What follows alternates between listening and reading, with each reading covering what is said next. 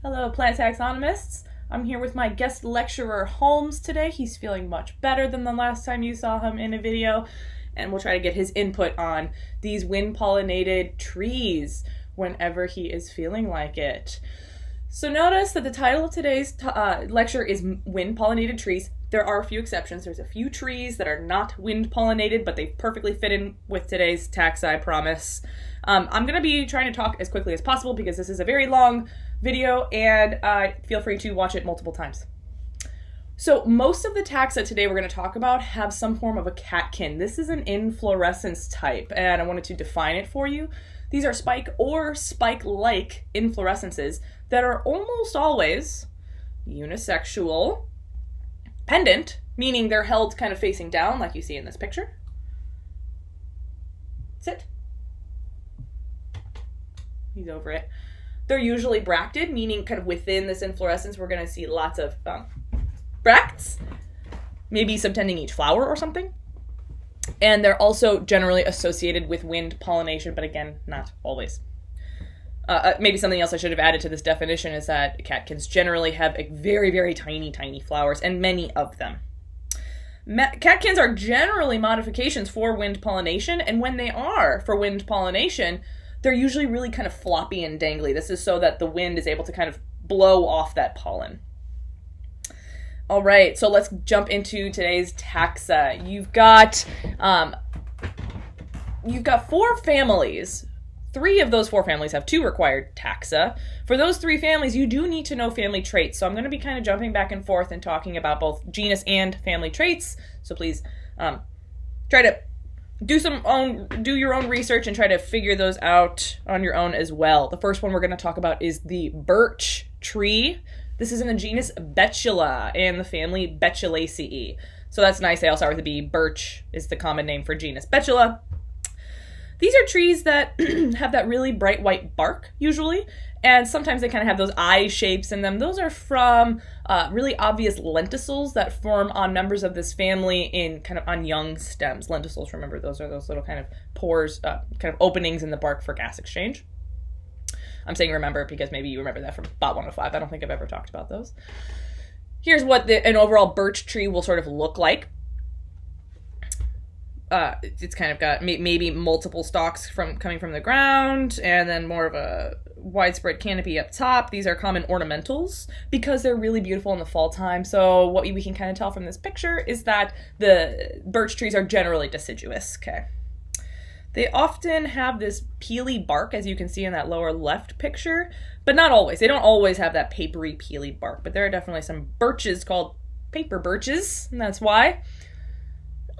The leaves, looking up a little closer at the leaves, they're more or less deltoid, meaning they're kind of triangular shaped. See how the bottom of a lot of these leaves are more or less kind of flat? All right, we got that going for us. Oh yeah, and in this picture, we can more kind of closely see the margin. This is a family trait for all of Betulaceae.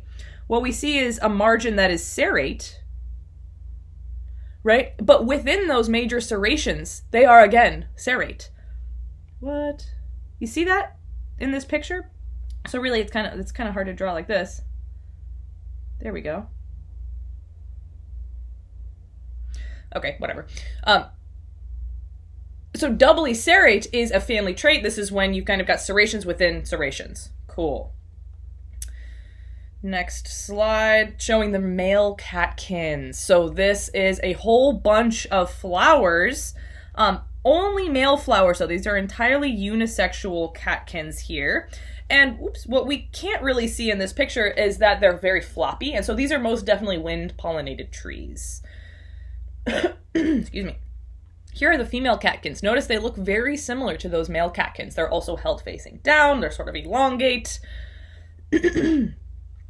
That first picture, the green catkins, that's when they're about to be matured. This picture on the left here, these brown ones are fully mature catkins. And what they're about to do is release all of their fruits and bracts.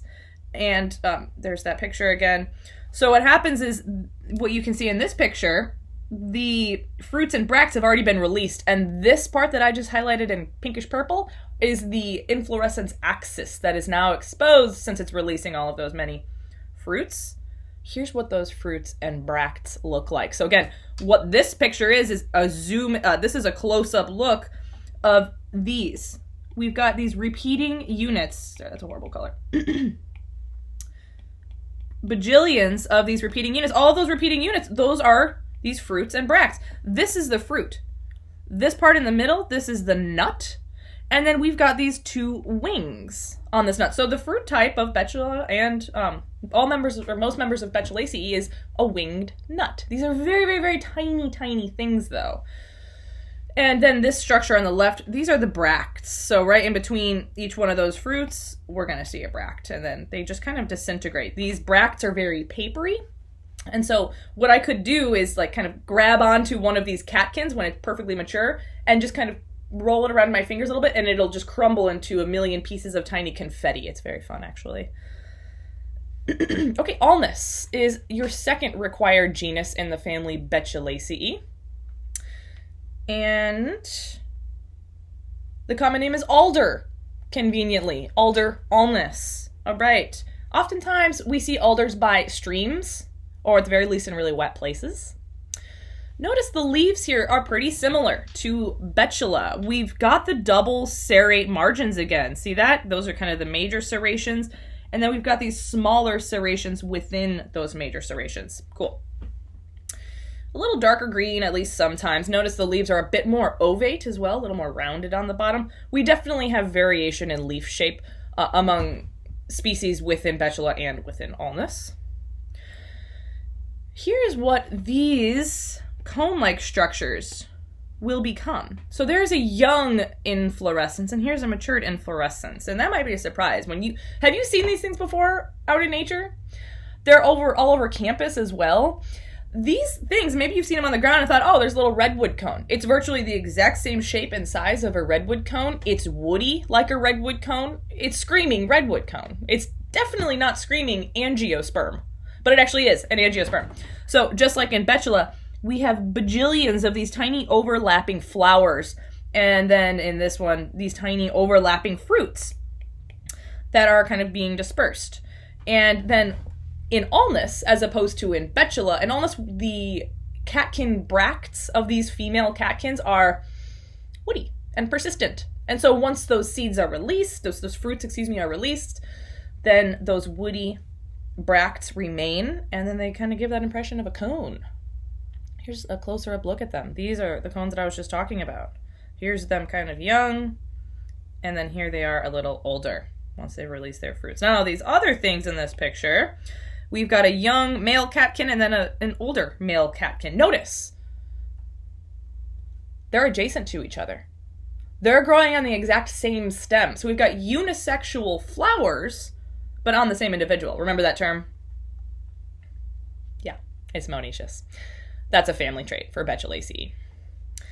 Monoecious. Here are the male catkins of Alnus. This picture is cool because you can really kind of see individual flowers, and you can almost see, if you look really closely, all of those little stamens associated with each one of those flowers. Cool. Super dangly, flexible. And then, kind of out of order, here's another look at those fruits. Here, again, we have technically winged nuts. I mean, these ones aren't quite as winged, but if you're a nut, right, if your fruit type is a nut, and you have wings on the outside of it, why do you think you would have wings, right? Yeah, exactly. It's for wind dispersal of seeds. So we're actually, during this lecture, we're going to be talking about two different types of dispersal. Pollen dispersal, which is, of course, pollination, and then seed dispersal, which is how the babies of these plants get around. Here, they get around from the wind as well, just like the pollen. Cool. Moving on, the next required family is Fagaceae. This is known as the oak family. And our first required genus in this family is, of course, Quercus. This is a very well-known genus worldwide. Quercus, common name, oak. And there are bajillions of species. No, not really quite that many, but dozens and dozens of species in California and more widespread as well. When I think of an oak, I picture things like I see in these two pictures, right? These really big, open, grown, sprawling branches, giant trees. Yeah, that's what oaks look like sometimes, but not always. I also picture oaks in sort of a situation like this, where they're all growing amongst each other, more of an oak woodland. And notice this picture is maybe taken mid or late summer, where everything's very crispy and dry.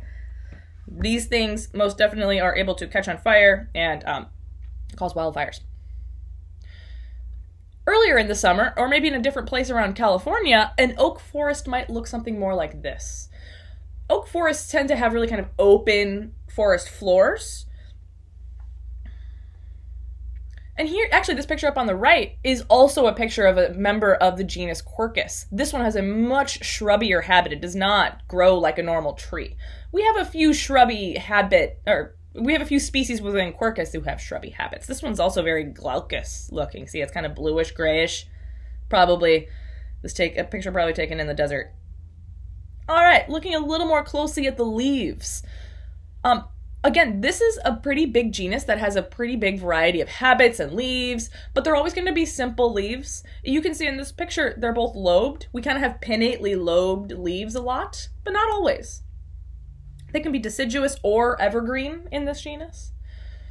And we see huge variation of leaves even within a single tree sometimes.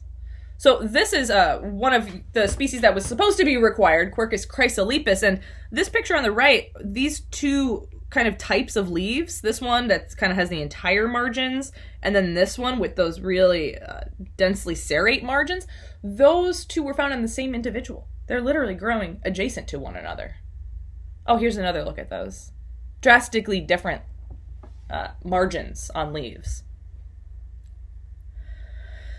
Okay, as for the sexy bits of Quercus, here are the male catkins. You can kind of get an idea in this picture that, again, they're very lax, meaning flexible, and they're held pendant like this. So the wind is going to be blowing them around, definitely wind-pollinated genus. And same with here. Those catkins are the first thing to emerge in the spring, before even the leaves. And you can see in this picture, most definitely wind pollinated. When they drop on the ground, they just explode with pollen. Or if you just kind of flick one with your finger early in the spring, a whole poof of pollen will come off. And the female parts, this right here is a very young fruit, or maybe an older flower, if you will. What happens is the ovaries will mature from those flowers into these giant structures, and these are true nuts. I'm trying to think, this might be our first technically true nut that we're seeing this semester. I don't know, let me know if that's wrong, but these are actually true nuts, meaning they're generally single-seeded, they're generally from a Syncarpus gynoecium, meaning one or more ovules abort, and they're very hard. So what we see kind of in this picture is somebody has removed, or at least kind of cut away that outer shell. That would be very difficult to do. The seeds inside are kind of, at least for humans, they're very hard to remove that outer shell of. And then surrounding these nuts is this little acorn cap. This thing that you've called an acorn cap your whole life. Here's another one down in this picture. These are actually involucres. We know that word involucre now. It's a bunch of bracts that are subtending either a flower or an inflorescence here. Those bracts were subtending the flower, individual flowers, and then later they subtend individual fruits. So technically an acorn cap is an involucre. Okay, moving on. Just some varieties of different nuts and involucres. These involucres are used really extensively in the Keys for Quercus. Now, seed dispersal. If you're a nut, do you think these things are going to catch the wind very well now? I'm guessing you've seen an oak nut or an acorn before in your life. We're talking things that are usually around this size. Imagine that thing trying to catch the wind. It's not going to go anywhere. Gravity will act on it immediately, and it will fall directly below the parent plant. So instead, the dispersal mechanism for these types of fruits, you know what it is? It's animals. Specifically, hopefully, small mammals. And what oaks like to happen to them is these squirrels or chipmunks will collect them, a whole bunch of them, shove them in their cheeks, right? And then bury them for later. That's what squirrels and chipmunks do. They bury them for later. And then from the plant's perspective, hopefully that chipmunk either forgets about them or dies or something. Because then now those nuts are already underground and they are ready to germinate. Just wanted to show you some variation. Cool. Notholithocarpus. This is your second required genus in the family Fagaceae. Notice this one kind of has a similar habit as to the other oaks that I showed you. We've got large bona fide trees here. Did I say it? The common name is tan oak.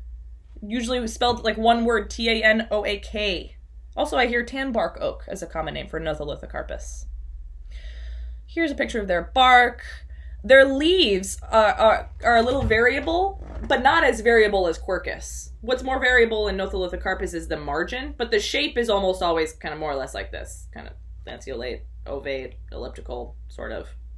But the margin is either going to be more or less entire or kind of more or less serrate. Now, what you can kind of see on this picture is this like powdery stuff, and my face is doing that because these leaves will produce copious amounts of this exudate, this powder, that when you're working in the field amongst lots of tan oak, the powder will become airborne, and then you breathe it in, it gets in your eyes, it's really hard to breathe, and it can be really annoying in the field. Anyway, it's a good identification feature, that powder.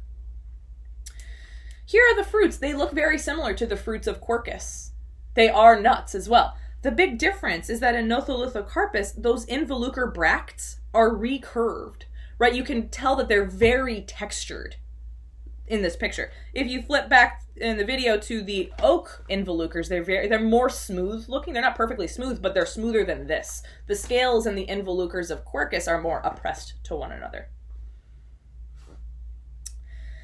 Okay, just some more looks at those involucres and kind of younger involucres there. And then here are the male catkins. Notice how in this picture you can tell those catkins are much more erect than in the other pictures we've seen so far. They're upright, they're rigid. Excuse me. Gravity is not able to work on them as much. And wind also won't be able to effectively remove the pollen from these erect catkins because the wind isn't able to kind of blow them around and move that pollen around. So instead, actually, this tree, the species in Notholithocarpus is actually insect pollinated. What? Insects will land on these catkins. Here's another picture of a more matured catkin. Insects will land right here, right? And then they'll feed on nectar. There's actually nectar in between all of these tiny little individual flowers. And think about this. If these things are insect pollinated, say that these catkins were actually flexible, it'd be really hard to land on one of those. So one of the reasons why insect pollination is kind of correlated to these erect catkins is so that they can land on it, right? It's harder to land on something that's floppy than it is something that's kind of rigid like this. Okay? Okay, moving on. The next family that we're going to talk about now is Salicaceae. This is known as the willow family, and we're going to talk about the namesake of the family first, Salix. This is willow. All right, trees. Just showing you the habit a little bit in this picture. This is maybe the most famous species of willow. This is known as a weeping willow. Very sad looking, yes. You can tell from this picture, yeah, it can be deciduous. Members of this genus can be deciduous or not. We have a variety of lots of vegetative things, actually. One of the variations we see within this genus is stipules. Sometimes they have stipules, sometimes they don't. Sometimes they're evergreen, sometimes they're deciduous. The leaf shape is drastically variable. They could be elliptical or ovate or lanceolate or oblanceolate or anything you can imagine pretty much. The petioles are very normal. That doesn't sound noteworthy, but I promise in a couple of slides that will be noteworthy. By normal, I mean the petioles are more or less round. You could take them in your finger and roll them around. Okay. Here is the go-to identification feature for Salix. This is a really important thing to know for this class. Salix is a huge genus, and it is very ecologically important, especially in California. Tons of insects rely on these species for various things. Habitat, food, animals too. They love it. Well, insects are animals. Non-insect animals also utilize willows for various things. Okay. Here's my go-to identification trait. It's these things right here. These are called bud scales. Notice that they're the axillary buds. Subtending each one of these leaves, we've got one of these structures. There it is, there it is, there it is. Those are axillary buds. These axillary buds have a single scale. This is very uncommon in the plant world. Here on the right, I have pictures of sort of normal bud scales. We generally have these overlapping bracts when it comes to bud scales. Overlapping. We can see it more clearly in this one. We've got these overlapping bud scales. We don't have that in willow. In willow, there's just one bud scale. It's very smooth looking. Here's some more looks of that. Look anywhere on the stem, especially this time of year, well, maybe a little earlier than this, and you'll see that very smooth bud scale. Okay. Yet another one. Now, what are these bud scales? Like I said, they're axillary buds. So what will come out of them? Either stems or catkins. That's what's happening in this picture. A catkin is already starting to bust out of that bud scale there. And here's what will emerge from them. Catkins. Erect. Just like they were in Notholithocarpus. So what's the pollination syndrome here? Exactly. It's insects. Again, insects are interested in these flowers. They're very drab flowers. They're not attracting insects with showiness, that's for sure. Here's some more looks at their catkins, held at varying angles, but just not floppy though. Sometimes fuzzy. Okay, here's the thing. We have two different types of catkins. In Salicaceae, you will find male catkins on one plant, and then you'll have female catkins on a completely unconnected, separate individual. What is the term for that I'm looking for? Yeah, it's dioecious. Salix is a dioecious plant. So you're either going to have a plant that looks like this. These are clearly, at least to me, these are clearly staminate catkins. Can you see it too? All of these fuzzy things coming off of this catkin are stamens. See them? There's a little anther at the top. There's the filament, there's the anther. Filament, anther. Staminate catkins. These are the pistillate catkins. They look very similar, especially from the distance. But when you zoom in on them, you notice, oh, these are a bunch of ovaries. They kind of have that classic ovary shape, right? All of these. Oh, there's an ovary. There's an ovary. Ovaries all over the place. All right. So these are the pistillate catkins. Did I already say that these are dioecious? Yes, I did. Here's what's going to happen to those pistillate catkins. The pistils will become fruits. We already knew that was going to happen. Here's what the fruits look like. The fruits will open up. They will dehisce, separate in these valves. Yeah, it's a capsule. Salix has capsules. In fact, all members of Salicaceae produce capsules with many hairy seeds. That's what these are. Very, very tiny seeds, each with a hair. Why would you be hairy if you're a seed? Here's some more pictures. Yeah, exactly. To catch the wind. Right? So animals are not interested in eating hair. No.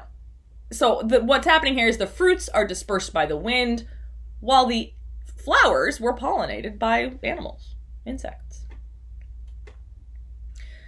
Here's a cool picture I found from the internet showing what the individual flowers look like. So again, here's like, maybe that's the male catkin, and then here's the female catkin, or vice versa. I can't really tell from this picture. Let me do it this way. This is the female flower. This is one flower that's been picked off. And it's just one pistil. That's the whole entire flower. And in this one, this is the whole entire staminate flower. It's just these two stamens. Sometimes different species, maybe they'll just have one stamen or three stamens. One key point here, though, is that these individual flowers have nectaries. So there's nectaries kind of within the catkin, and that's what's attracting insects to it. Okay. The other required genus in Salicaceae is called Populus. You might know Populus from one of two ways. This is a cottonwood. Cottonwood is in the genus Populus. The other one, though, that's maybe more well-known, I'm not sure, they're kind of equally well-known, is aspen, the quaking aspen, which is found at much higher elevations than what we see in Arcata. And we're going to talk about those. Populus. They generally have more or less deltoid leaves. See that triangular shape again, like what we saw in birch, more or less. These might be even more triangular. This is at least one good way to differentiate Populus from Salix. Again, we've got these catkins. We already talked about the fact that Salicaceae is dioecious. That applies to Populus as well. And then there's those fruits. Just like in Salix, we have capsules with many hairy seeds. Deciduous. So now here's a look at the famous aspens. This picture was probably taken in Wyoming or Colorado or something. Yeah. I mean, we have aspens in California too, but I just haven't seen huge groves like this in California. They might exist. Excuse me. Aspens are very pretty. People come and view these aspens from all over the world to see their autumn drastic color change. And they change color so drastically because they're deciduous. Something that's kind of cool about aspens, you might have heard this before actually.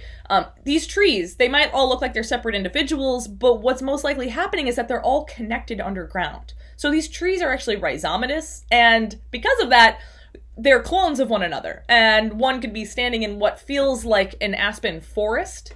Really, they're surrounded by a single genetic individual, one genotype. Of all of these different trees, they're all clones. And so, since they're connected on the ground, some people believe that actually these aspen groves are the largest single organism on Earth. That's a cool fact. Okay, more details about Populus. Remember, Salix has a round petiole. Populus does not. The petiole of Populus is flattened. So it's very narrow. It's like this. You see what I mean? Like, it's elongate, but it's narrow. And so if you were to, but it's not that big. It's very small, right? If you were to grab this petiole in your hand and roll it around, you're not able to roll it around your hands because the petiole is too flat. So instead, the petiole stays kind of consistent on the trees, but then the blade will go like this. And this might be a way for them to kind of dry off or something like that, but it is what gives the quaking aspen. Is this going to work? Yeah. Quaking aspen's going to have that shaking appearance. It's because of that flat petiole, actually. Cool. All right, the last genus. This genus, Acer, is different from the other genera we've talked about this video because we're only picking up the genus Acer. We're not going to be talking about family characteristics of Sapindaceae. You just need to know that Sapindaceae is the maple family, and Acer is the genus name for a maple. So here's a maple tree. Oftentimes we've got large trees, but sometimes maples are sort of more viney. Maples can get huge, like you can see in this lower bottom picture. They're also well-known ornamentals. Like aspens, they can go through some really drastic, beautiful color changes in the autumn. Notice in this picture, we've got opposite leaves. So here's our stem, and then these are our leaves. There's 2 per node, and so that's opposite. Whenever something's got opposite leaves, it's going to also have opposite branching. So that's what this lower picture is showing. Cool. Palmately lobed leaves. This is a feature of Acer. This is virtually an always feature of Acer. Those really kind of clearly palmately lobed leaves and their associated palmate venation. Oh yeah, the maple leaves, hockey team in Canada, they got that palmately lobed leaf shape down just right on their jerseys. Now members of this genus are generally deciduous. Again, people really, really like the looks, especially with some of these Japanese maples. We've got some really beautiful ones on HSU's campus. Okay, but about the sexy bits. Here are some of their flowers. It turns out for Acer, the flowers, there's just very little to generalize about them within the whole genus. It's not that big of a genus worldwide in terms of numbers of species, but we have a huge variation in sexualities. Sometimes unisexual flowers, sometimes bisexual flowers. We actually even have a variation in pollination syndromes. Sometimes they're wind pollinated, sometimes they're animal pollinated. But something we can generalize about are the fruits. Here's what their fruits look like. In this picture, we've got these young kind of flowers in their catkins, and then over here, we've got the fruits in their catkins. Here's what they look like. I thought that picture on the bottom left was going to show up later. This is what the mature fruit looks like. This whole thing that I'm circling is one fruit. This whole thing right here, this is just one fruit, okay? Now, if you're someone who's heard of maples before, Maybe you've heard that the fruit type of maple is a Samara. And maybe you're even thinking that right now. Oh, it's like a winged Akene type of thing. And if you're thinking that, it's probably because you're picturing the maple fruits like this. It's true. These two parts, right here, this part, and then this part, they will disarticulate from one another at maturity. They will not remain as a pair. They will completely separate from one another, splitting into these single-seeded units, which I know you know what I'm getting at. Yeah, the fruits of Acer are schizocarps. They're not samaras. They're schizocarps. They're schizocarps with two winged mericarps. So here, right, everything I'm circling here, once it's separated from the other kind of pair, it will be the mericarp. Now we can describe this mericarp as winged. This is a winged mericarp, or we can even say it's a Samara-like mericarp.